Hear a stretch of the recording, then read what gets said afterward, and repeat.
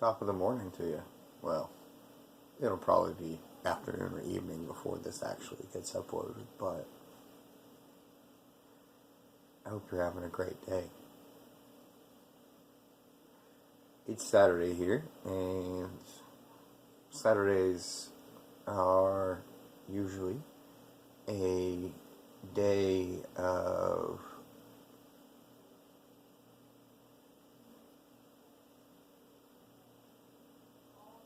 rest, contemplation, and the mysteries of life. Saturday is named after Saturn, and Saturn is about the secrets of what happens after death and cosmic balance and magic. It's about that inner darkness and how you turn to face it, and in doing so, the light and dark sides unite, becoming one whole person.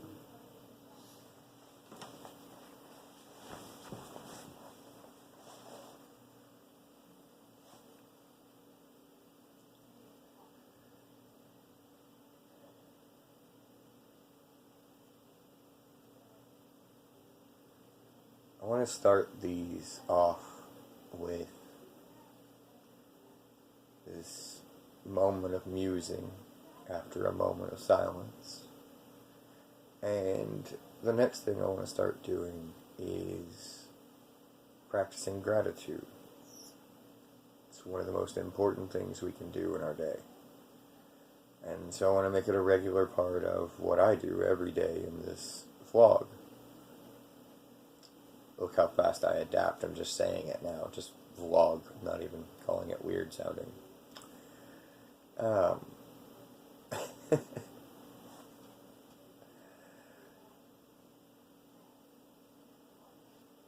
So 3 things that I'm grateful for.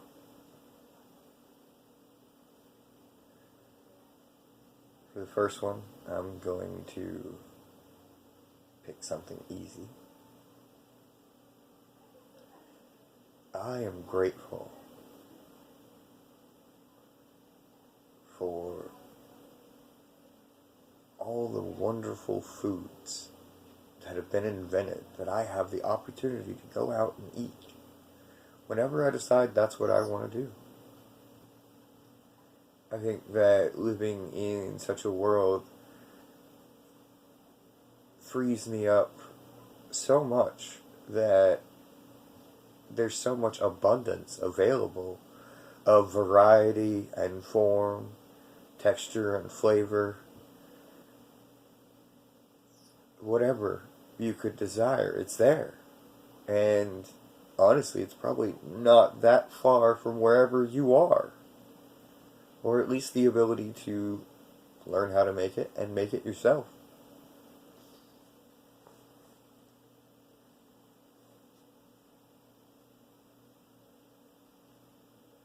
I think the second thing will be something that I'm very personally grateful for.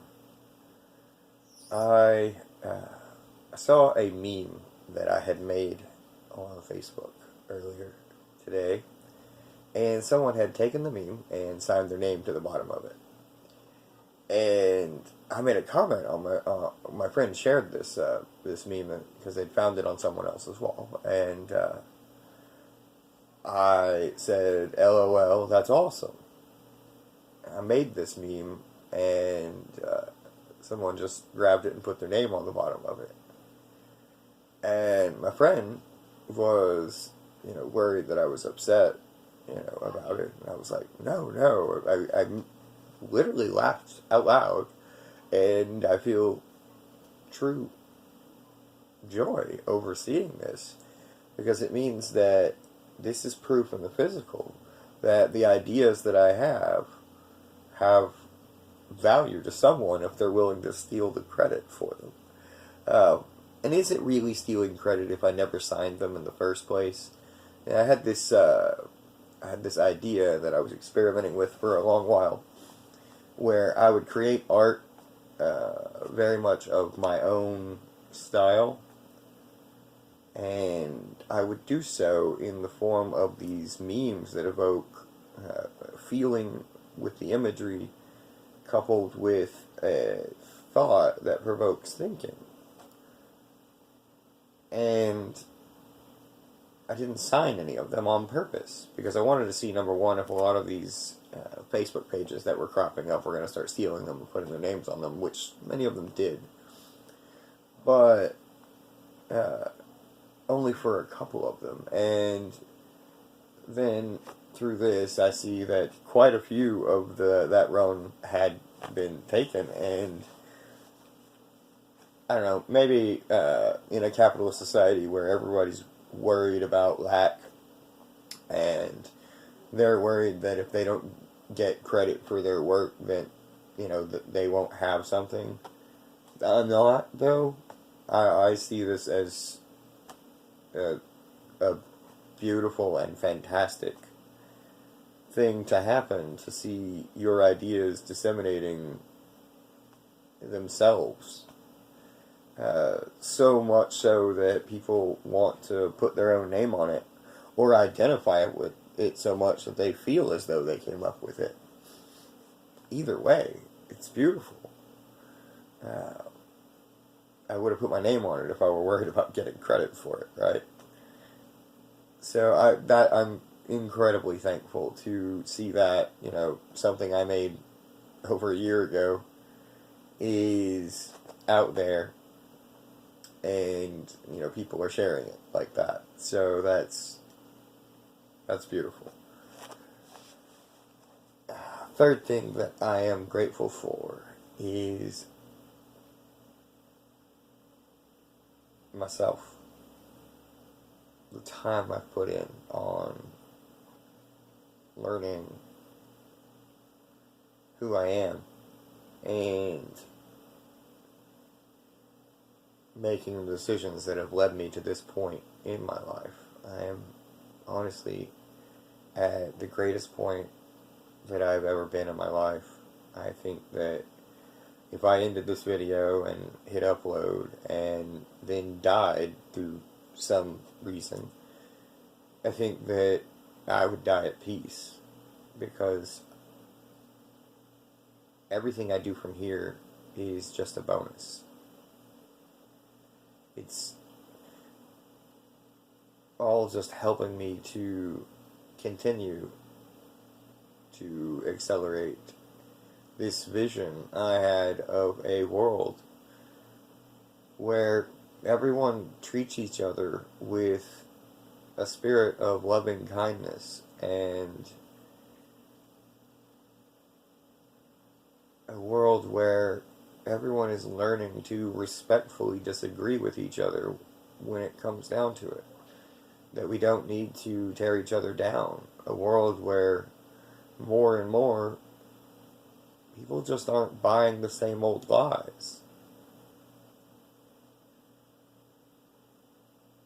I'm thankful for me, because I'm at a point in my life where I can see that I am beautifully and wonderfully made, perfect as is,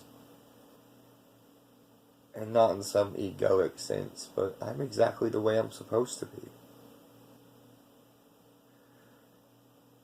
I live in a state of repetitive awareness of abundance, a state of rolling bliss and joy, with new reasons cropping up every few minutes, honestly. I wish that everyone could feel this. And I know that it's not even that I wish they could feel this, it's I wish they did feel this, because there's nothing about me that makes me special and, more genetically advanced and capable of reaching a spiritually transcendent state of being. It doesn't exist. We're all just people. We're all consciousnesses. And that consciousness, that awareness, that beingness, the vast majority of it isn't even in this physical form. It's beyond it in an infinite number of other physical forms, as well as non-physical form. So,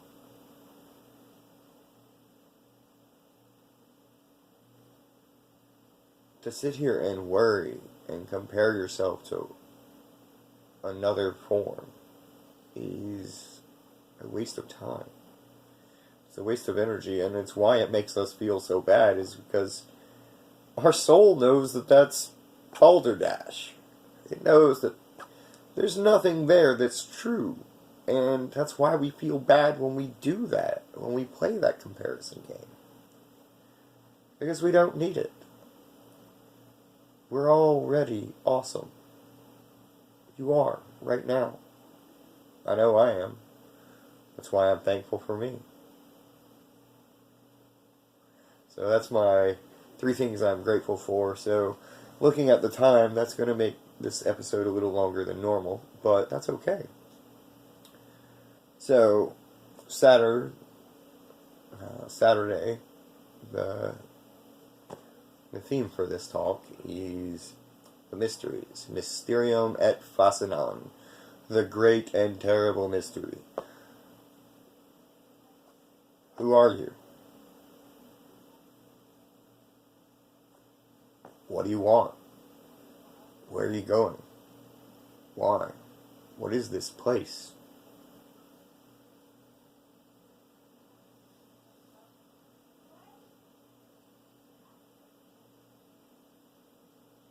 These are deep things that have been pondered, discussed, argued, and even fought over for ages.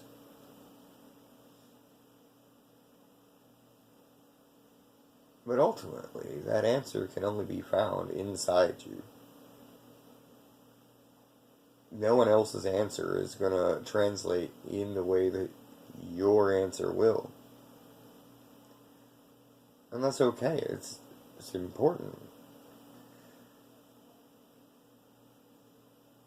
You don't make a cloak of many colors with one set of fabric. You get multiple pieces. Well, that's kind of what we are, in a way.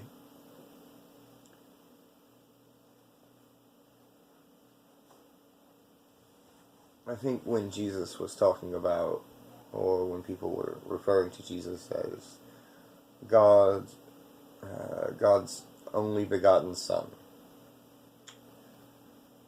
I wonder if it's not, when you're in a state of being where you love all, where you're grateful for the existence of all beings, and you love that they exist, no matter what form they take.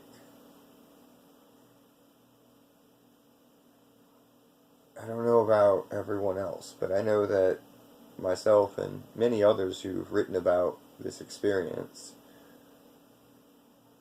of this transcendent, unconditional love state, where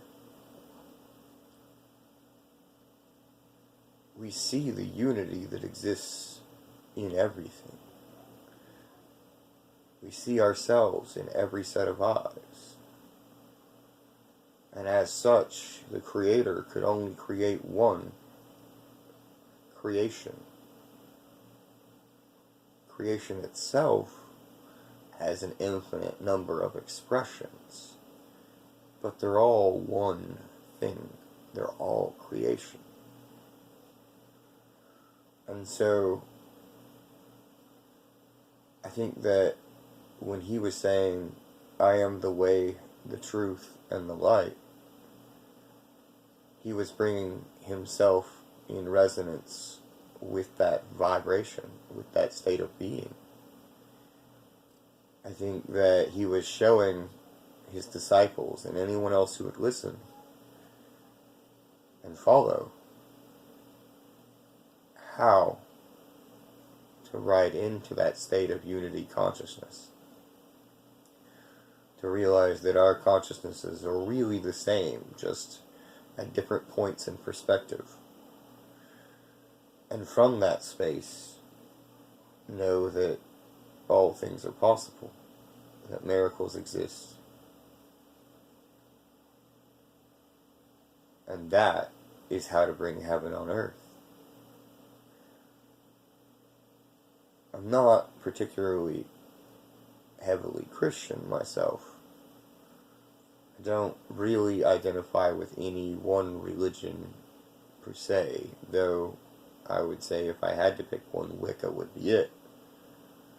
I am a Wiccan priest because it allows me to choose my own pantheon, create my own traditions.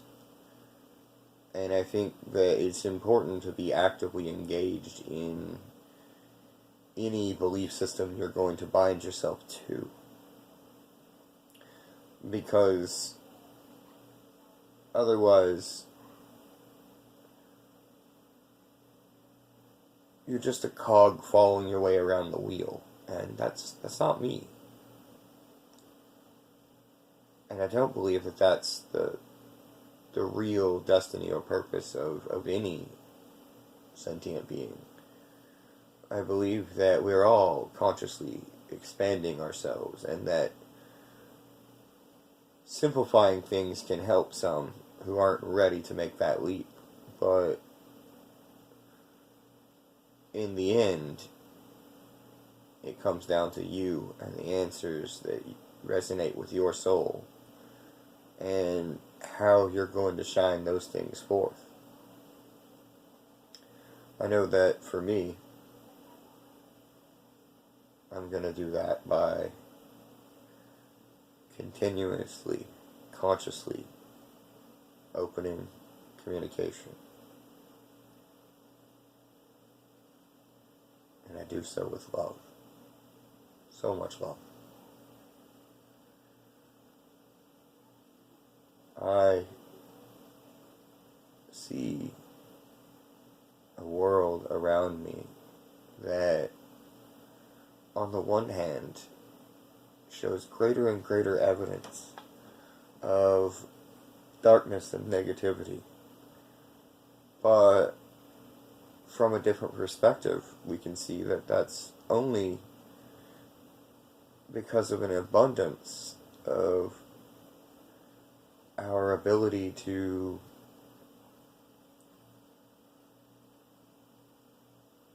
see more through greater interconnectivity. And I think that shedding that light is also opening us up to the awareness that more and more people now have somewhere to sleep, have food to eat, and can get help in some way than have ever been able to in the entire history of humanity. I think that our growth is alarming at times, but every time we get pushed into a corner or find ourselves in a difficult spot, we always rise to the occasion. And I think sitting around and worrying about, well, what if we don't, is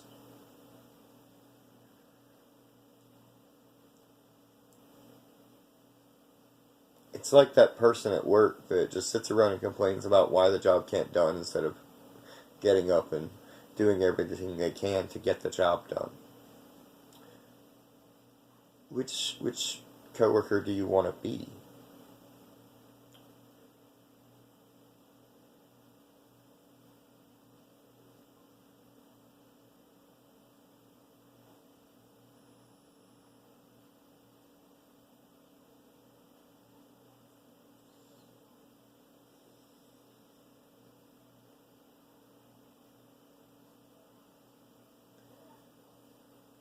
think this is probably a good point to bring things to a close for today, but I'm going to end it on a little meditation that I have been working on, and just wanted to share it.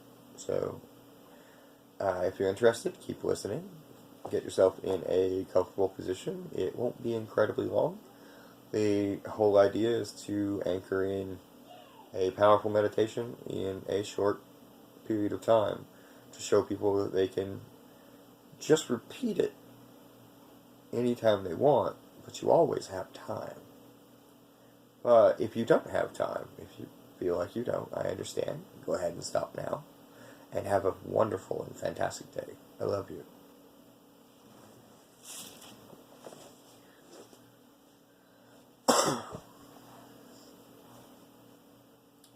First of all, I want to thank you for choosing to take part in this experience.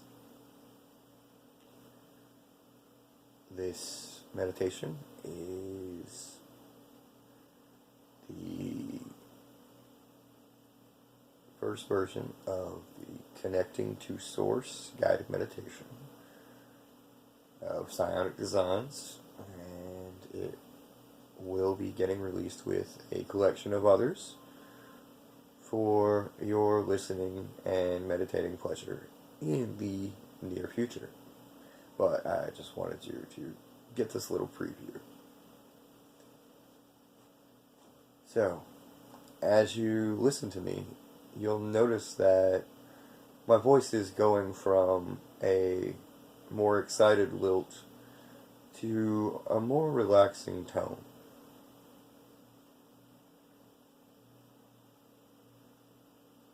Please place your hands on your thighs or your hips, palms down, and relax your arms. Placing your hands there connects the chakra meridian vortices in your palms to the meridians connected to your feet and the grounding chakra all living beings have at the bottom of their bodily aura. The grounding chakra is your connection to the life cycles of the planet and its calming, healing serenity.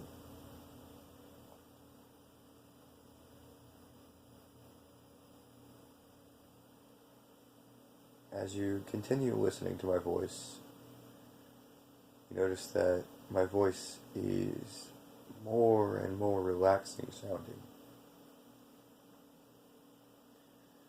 And you breathe in through your nose, holding for 1, 2, 3, and then you release through your mouth. You repeat that as you continue breathing. Each time you inhale, you see a sparkling, glittering white light in the air, moving towards your nose and in. It feels slightly warm and quite refreshing as it rushes throughout your body. As you exhale, you feel all the toxic energy and negative thoughts within you grounding out.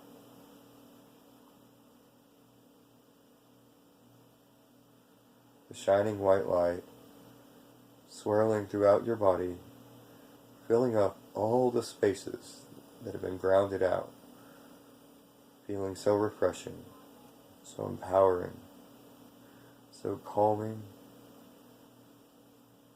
peaceful, and serene.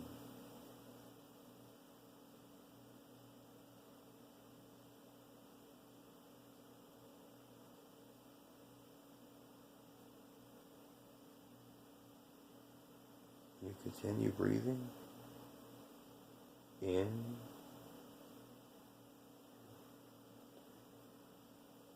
out,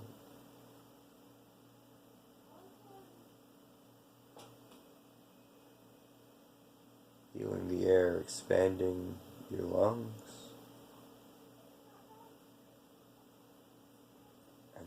Tension draining from your muscles, your mind, and your heart as you breathe out.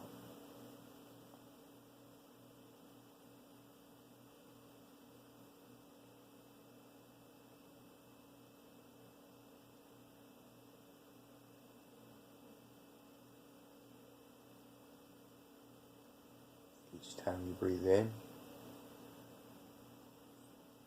your lungs expanding, your body growing lighter. And as you breathe out, your body, mind, and heart releasing tension, relaxing.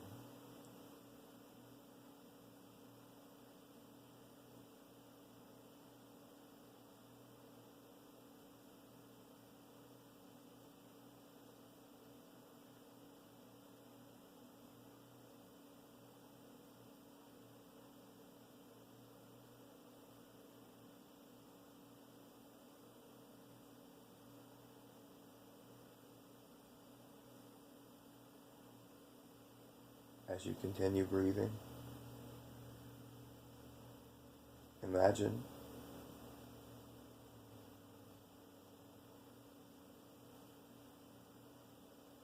that your body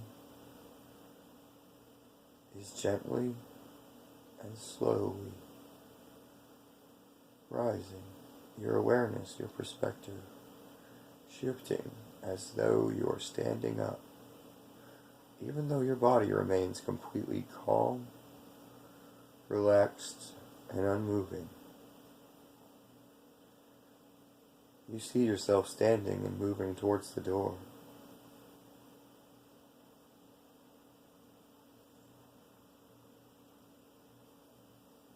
As you open the door, you realize that you're not in your room.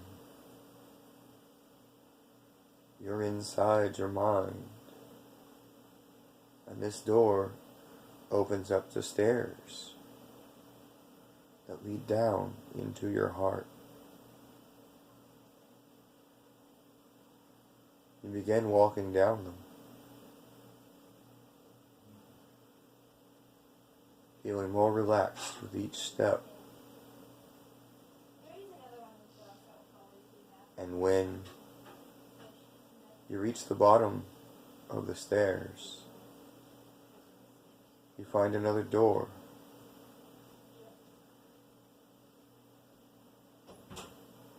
And only you can open it.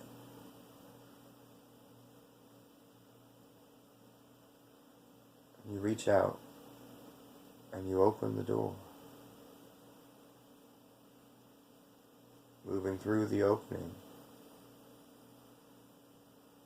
and into the core of your heart.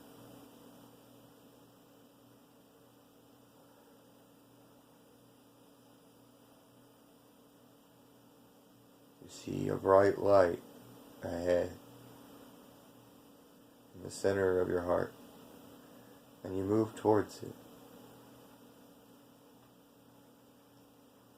feeling relaxed, empowered, and at peace. You move to the center of the light, and you stop to rest, feeling the light of the source of who you are, the source of all that is, the source of all life, flowing to and through you. Feeling the radiant abundance of all that is, charging you.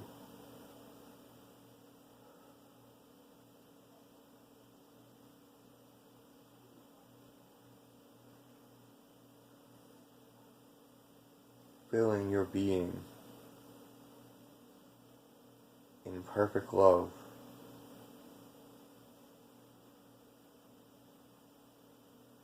Filling you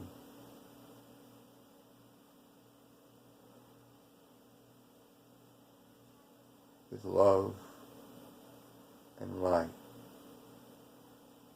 with gratitude, joy, bliss rolling over and to and through you. And as you continue to rest,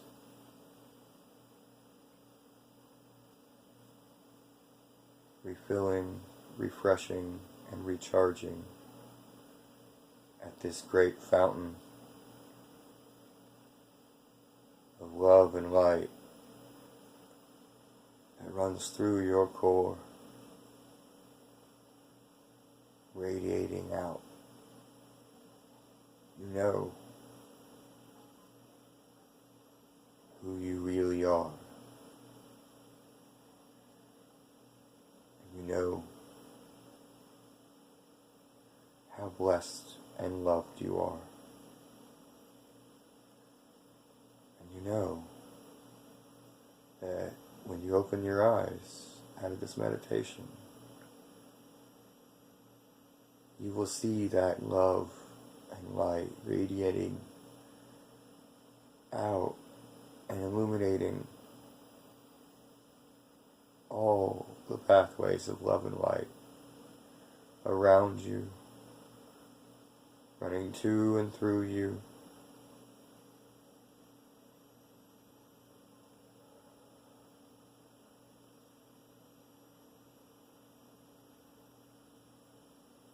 and the feeling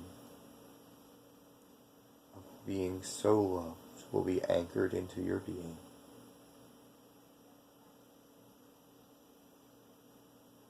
So that any time that you need or want,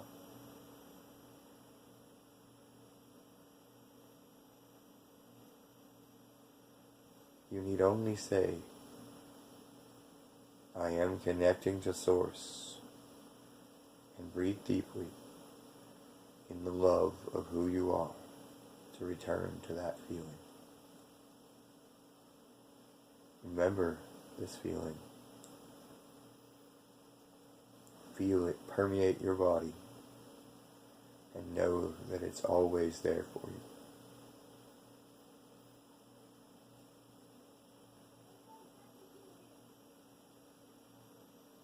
In a moment, I'm going to count down from 3 to 1.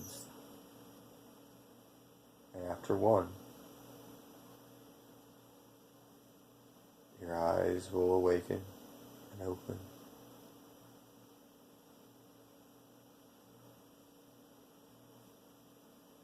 You will feel refreshed, at ease,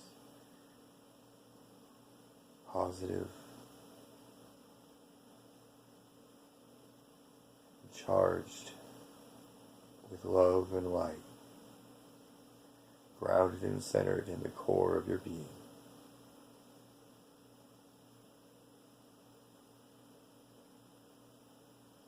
One last deep breath in. 1, 2, 3, and breathe it out. 3, 2, 1. Eyes opened. You are awake and oh so loved.